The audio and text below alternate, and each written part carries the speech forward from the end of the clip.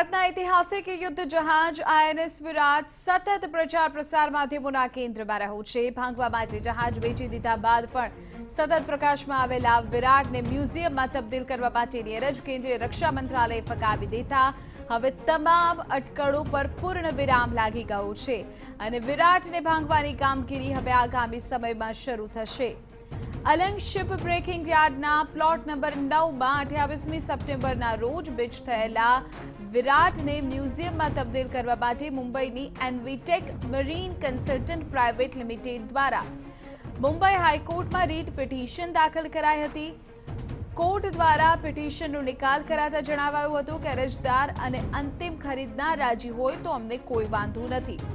જરૂરી સરકારી પરવાનગીઓ લઈ જહાજનો નિર્ણય લઈ શકાય। પિટિશનકર્તા દ્વારા કેન્દ્રીય રક્ષા મંત્રાલય સમક્ષ વિરાટને મ્યુઝિયમમાં તબદીલ કરવા માટે અને તેને અલંગમાંથી પરત લઈ જવા માટેની મંજૂરીઓ મંગાઈ તો આઝાદી કાળ પહેલા જહાજના નિર્માણની શરૂઆત થઈ હતી અને તેની સલામતીને ધ્યાનમાં રાખીને અરજકર્તાના વાંધા પ્રમાણપત્ર ફાળવવાની માંગનો સ્વીકાર કરી શકાય નહીં। વધુ જાણકારી અમારા સંવાદદાતા અજીત ગઢવી આપી રહ્યા છે। અજીત, પૂરી જાણકારી આ મામલે।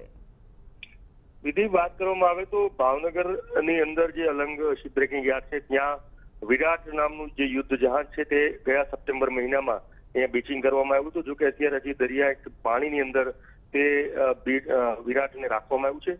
ત્યારે સવાલ એ પ્રશ્ન સૌથી મોટો જે ઉભો થયો હતો તેની અંદર એવું હતું કે મુંબઈ અને દુબઈની એક સ્થિત કંપની છે તેમણે આ જહાજને મ્યુઝિયમ માટે લેવા માટે ખરીદી કરવા માટે જે હરરાજીની અંદર જેણે ખરીદ્યું છે પહેલી વખત મુકેશ પટેલ નામના ભાવનગરના શિપ બ્રેકર છે તેમની પાસે ખરીદવા માટે તેમણે એપ્લાય થયા હતા, પરંતુ જે કેન્દ્રીય મંત્રાલય છે રક્ષા મંત્રાલય તેમણે તેમની જે અરજી હતી તે ફગાવી દીધી છે અને તેમને સ્પષ્ટ ના કહી દીધું છે કે આ જહાજ જે છે તેને કોઈ પણ સંજોગો મ્યુઝિયમ ન બનાવી શકાય। આ અગાઉ કેન્દ્રીય મંત્રી જે છે શિપિંગ મંત્રાલયના મિનિસ્ટર મનસુખભાઈ માંડવિયા પણ અગાઉ આના પર એક કમિટી રચી ચૂક્યા હતા। તેમણે ખૂબ લાંબો સમય સુધી સર્વે કર્યું હતું શિપની અંદર અને શિપની સ્થિતિ એવી નહોતી કે તેને મ્યુઝિયમ બનાવી શકાય, જેને લઈને ફરી જે અરજી કરતા હતા તેમની અરજીની મનાઈ કરી દીધી છે અને હાલ સ્થિતિ એવી છે કે જે મુકેશ પટેલ છે તેમના પ્લોટની અંદર આવનારા દિવસોની અંદર જે વિરાટ જહાજ જે યુદ્ધ જહાજ છે તે અત્યારે લાંગરેલું છે